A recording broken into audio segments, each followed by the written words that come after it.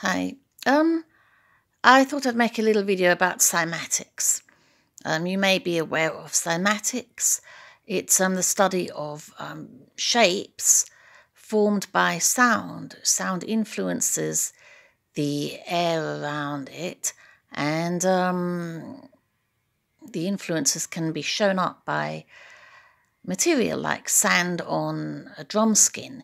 If you put sand on a drumskin and tap the drumskin, you'll notice that different shapes are formed depending on where you tap the drumskin.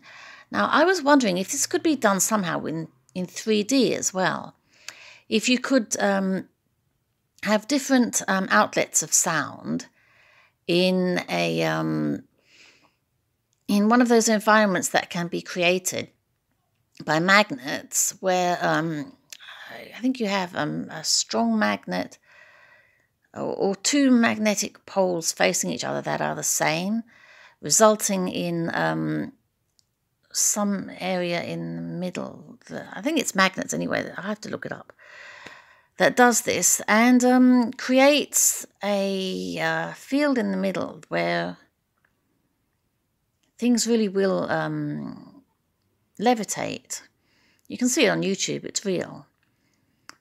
And I thought that if you had like iron filings, for example, in the middle of this field, and strong sounds being projected at them, say from like a cube formation, which would have 8 points, you could try varying the frequencies and their intensity and see what you came up with, and maybe end up with something like a perfect sphere being formed by the iron filings.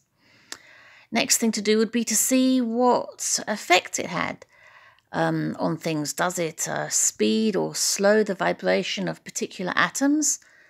So making them live longer or last longer or move more quickly or whatever. You know how temperature, extreme low temperature, for example, makes computers work faster? Because the electrons can move more quickly or something when there's no temperature. So I was just wondering what the effects would be of